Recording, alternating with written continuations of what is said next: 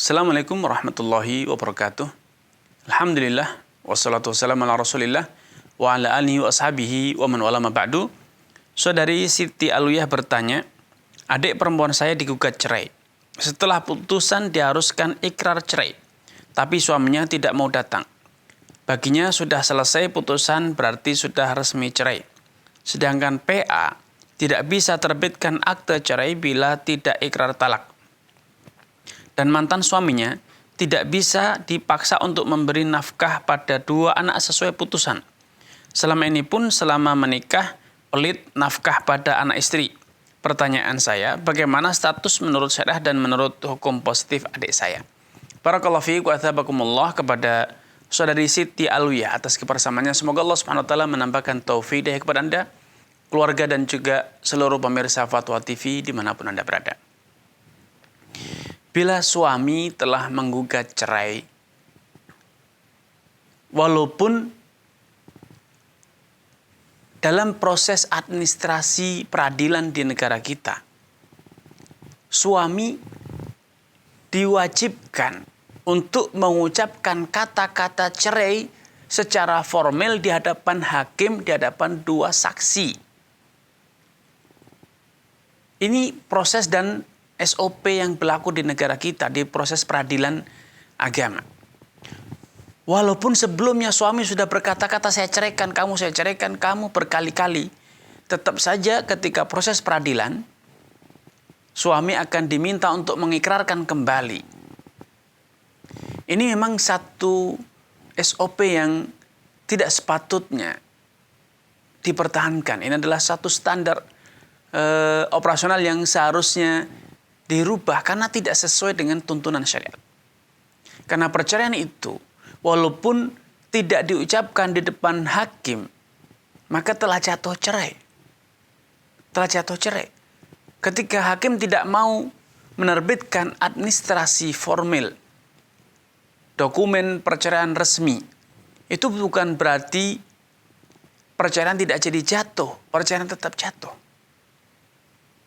Secara hukum syariat, wanita tersebut telah bercerai sejak suami mengucapkan saya ceraikan kamu. Secara tegas ataupun dengan kata-kata kiasan, kita pisah. Kita akhiri pernikahan kita. Dan kemudian suami melangkah lebih lanjut. Memproses gugatan cerai di pengadilan. Maka ini semuanya membuktikan bahwa apa yang diucapkan suami dengan mengatakan kita berpisah, kita akhiri pernikahan hubungan kita,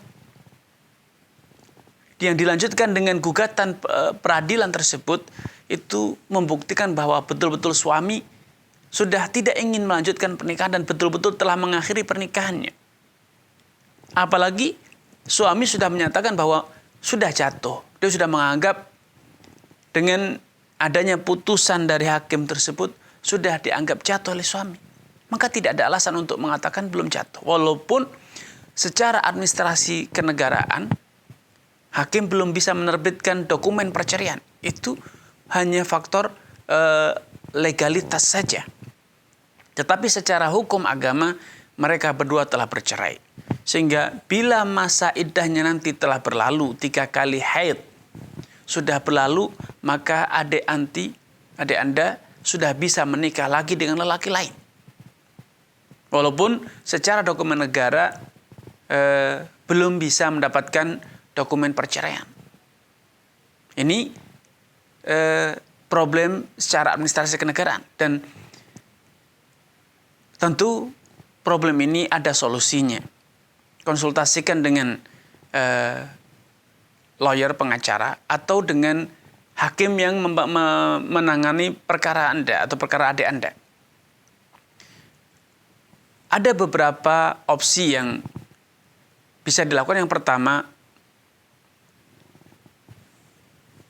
mencari orang mediator yang bisa meyakinkan suami untuk memenuhi prosedur perceraian yang formal di negara kita, di pengadilan agama.